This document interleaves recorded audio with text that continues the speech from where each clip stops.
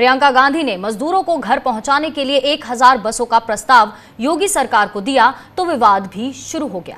योगी सरकार ने पहले तो दस्तावेज सहित सभी बसों को लखनऊ बुलाया, जो पूरी तरह बेतुका लगा, और इसके बाद जब विवाद बढ़ने लगा तो योगी सरकार ने यू टर्न ले लिया। सरकार की तरफ से एक और लेटर जारी किया गया जिसमें 500 बसों को गाजियाबाद और 500 बसों को नोएडा भेजने की बात कही गई थी।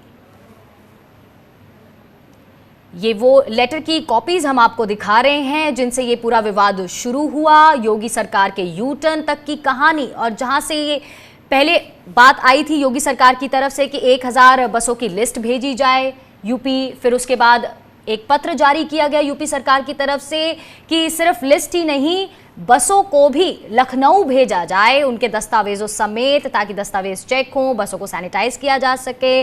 लेकिन उस पर विवाद हो गया कि भाई लखनऊ जाने तक तो कितनी समय की बर्बादी होगी, और साथ ही साथ जब लोगों ने यहाँ से जाना है यूपी तो खाली बसों को भेजने का क्या मतलब है। उसके बाद यहाँ योगी सरकार ने यू टर्न ले लिया और कहानी यहाँ बदलती हुई कि अब लखनऊ नहीं, बसें 500 बसें गाजियाबाद जाएंगी और 500 बसें नोएडा जाएंगी।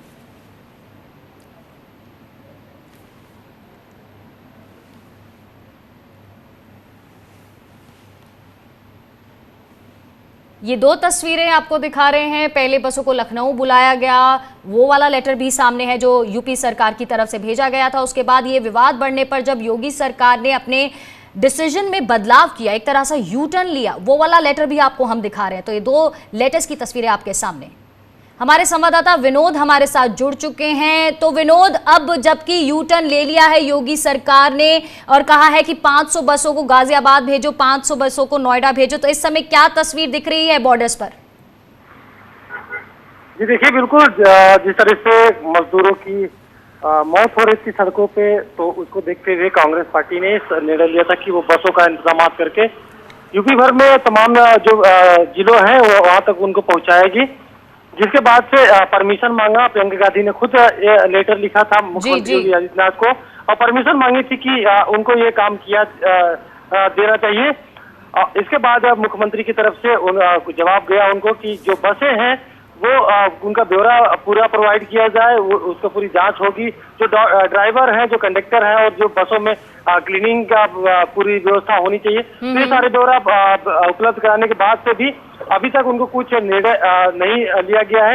हालांकि सरकार यूपी सरकार की तरफ से एक लेटर जारी हुआ जिसमें अब बताया गया है कि जो 500 बसें हैं वो गाजियाबाद की तरफ से मूव करेंगी अन्य अन्य जिलों के लिए, और 500 बसें हैं जो वो उत्तर प्रदेश राजधानी लखनऊ आएंगी और यहाँ से अन्य जिलों के जाएंगी। तो जो उनका खाका है पूरा मांगा गया है। उन बसों का जो पैरामीटर होता है कि बस की जो स्थिति सही है कि नहीं से ड्राइवर। जी विनोद, तो इस समय आपको बता दें कि सरकार की तरफ से एक और लेटर जारी किया गया है जिसमें कहा गया है कि 500 बसों को गाजियाबाद भेजा जाए और 500 बसों को नोएडा भेजने की बात कही गई है। पहले ये फैसला कुछ और तरीके से सामने आया था कि 1000 बसों को सीधा लखनऊ बुलाया जा रहा था दस्तावेज चेक करने के लिए, लेकिन जब चर्चाएं होने लग गई, इस पे आलोचना होने लगी, सरकार को घेरना शुरू कर दिया कि भाई वहां तक पहुंचने में तो समय की कितनी बर्बादी होगी, तो उसके बाद यहाँ यू टर्न लेती हुई यूपी सरकार नजर आई और एक और लेटर जारी कर उन्होंने कहा कि अब लखनऊ जाने की जरूरत नहीं है, बसों को गाजियाबाद और नोएडा भेजा जाए। और इस पूरे विवाद पर सरकार का क्या कहना है ये आपको सुना देते हैं। जो मदद करना चाहे श्रमिकों की या कोरोना वायरस से लड़ाई करने में उसका स्वागत करते हैं, ये हमारा दृष्टिकोण रहा है। मगर कांग्रेस ने ऐसा किया नहीं। आप सबको पता है कि जो श्रमिक हैं ये कहाँ से चल के आए, ये किस साइकिल पे बैठ के आए, कहाँ से चल के आ रहे हैं, ट्रकों में किस प्रकार से उनको लोड किया गया, ये हमने नहीं, वीडियो चल रहे हैं, मीडिया के माध्यम से चल रहे हैं। पुलिस क्या मदद कर रही है, ये आपके ही राज्य में हुआ, राजस्थान, पंजाब, महाराष्ट्र के फुटेजेस हैं। आपने वहाँ पे इन लोगों को मदद नहीं करी, आपने उत्तर प्रदेश में आके मदद करने के लिए, और कहाँ की बसें हैं, राजस्थान और पंजाब की बसों को लेकर आप बोलते हैं कि आप यहाँ करो। अरे वहीं की बसें वहीं से श्रमिक को भेज देते, अपने मंत्री को बोलते, तो क्या आपत्ति होती। तो बसों को लखनऊ बुलाने के फैसले में बदलाव किया गया है, उसी के चलते ये अलग अलग प्रतिक्रियाएं सामने आ रही हैं। आपको बता दें कि 12 बजे तक बसें नोएडा और गाजियाबाद बॉर्डर पर पहुंचनी है ताकि उनके दस्तावेज चेक हो सकें।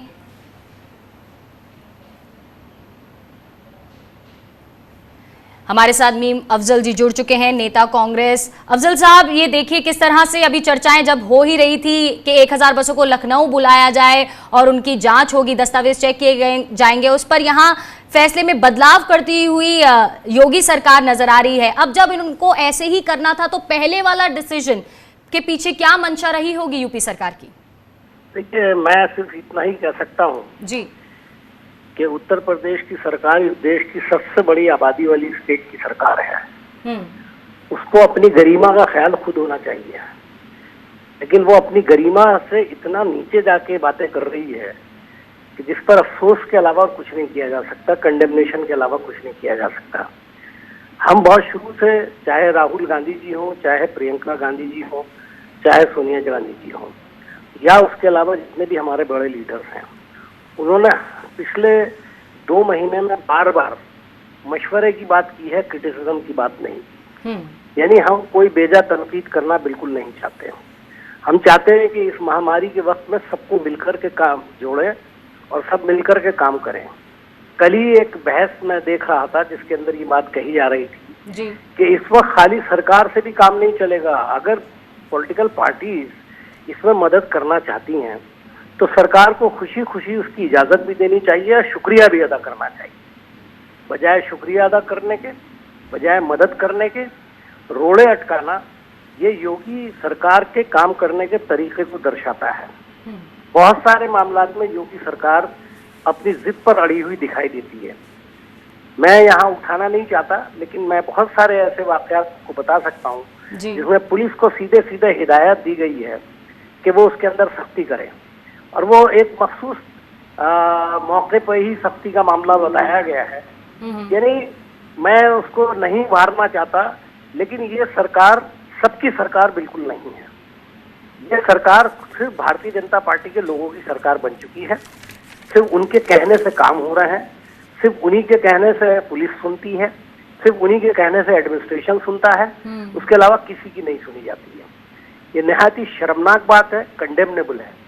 आप जबकि देख रहे हैं बदनामी होने लगी, पब्लिक उसके खिलाफ है बाकायदा, तो अब ये दोबारा उसको कह रहे हैं कि नोएडा। आप मुझे बताइए, कोई तुक समझ में आती है कि सरकार ये कहे कि हम नोएडा में बसों का इंस्पेक्शन नहीं कर सकते, आप लखनऊ भेजिए जी। कल आप ये कहने लगे कि दिल्ली भेज दीजिए आप लखनऊ से, हम यहाँ पे इंस्पेक्शन करेंगे, अगर बसें ठीक होंगी तब हम यहाँ से भेजेंगे लोगों को। तो क्या होगा? मैं समझता हूँ कि ये घटियापन की और गिरे हुएपन की इंतहा है जो योगी सरकार कर रही है। हम मुसलसल कोऑपरेशन की बात कर रहे हैं। आप अंदाजा लगाइए कि प्रियंका गांधी जी ने किन अच्छे अल्फाज के अंदर उनसे रिक्वेस्ट की जी, किस तरह से उन्होंने मजदूरों का दर्द बताया था कि हमारे लोग हैं, हम सबको मिलकर के इनकी मदद करना है। और दूसरी तरफ उसकी इजाजत देने के 2 दिन के बाद उसकी इजाजत दी गई, और इजाजत देने के बाद अगले ही रोज ही आप नया काम देख लिया। आपने सुबह आपने देखा कि ये कहा गया कि लखनऊ भेज दीजिए सारी बसेस को परमिट के साथ और ड्राइवर्स के साथ।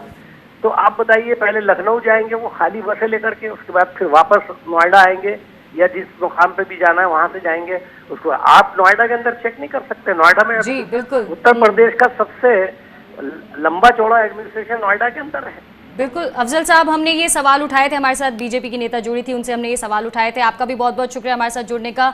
बहुत ही दुर्भाग्यपूर्ण है कि इस समय जब प्रवासी मजदूरों को फौरन राहत देने की बात है तो यहाँ पर राजनीति भी चरम पर होती हुई नजर आ रही है।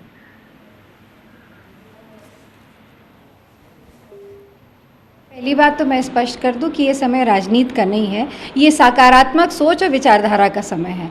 हम सरकार की आलोचना नहीं करना चाहते, हमने लगातार सरकार को सकारात्मक सुझाव दिए हैं, और ये सुझाव कांग्रेस पार्टी की ओर से आदरणीय प्रियंका जी की ओर से आया था कि जिस तरह से प्रवासी मजदूर दर दर की ठोकरें खा रहे हैं, सड़कों पर नंगे पैर चल रहे हैं, भूखे प्यासे बदहाल हैं, उन लोगों को अपने घरों तक सुरक्षित पहुँचाने के लिए 1000 बसेस देने का प्रस्ताव था। हमने सरकार के सामने रखा। मैं मैं आभार व्यक्त करना चाहती हूँ मुख्यमंत्री जी का कि उन्होंने इसको स्वीकार किया।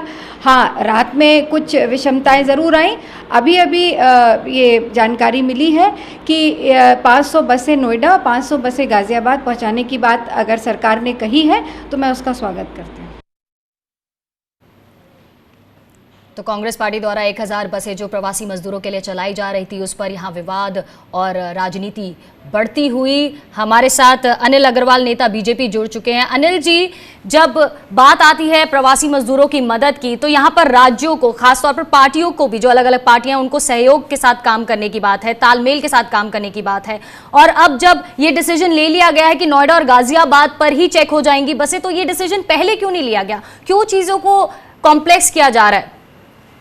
नहीं, आप इसको गलत तरीके से समझ रही हैं। जब से भी मजदूरों की समस्या सामने आई, सरकार चाहती थी कि जहाँ पे जो लोग हैं उनकी वहीं पे सेवा की जाए, उनको वहीं हर चीज़ उपलब्ध कराई जाए। हमको इस बात को समझना होगा कि आज जो मजदूर, प्रवासी मजदूर अपने घर जाना चाहते हैं, ये एक सेंटिमेंटल इशू है। वो यहाँ उनको काम मिल रहा है तब भी वो अपने घर जाना चाहते हैं। और इसकी वजह से जो सरकार की प्लानिंग थी, जो संख्या थी कि भाई एक दिन में कितने लोग आए हैं, वो नंबर कई गुना ज्यादा बढ़ गया।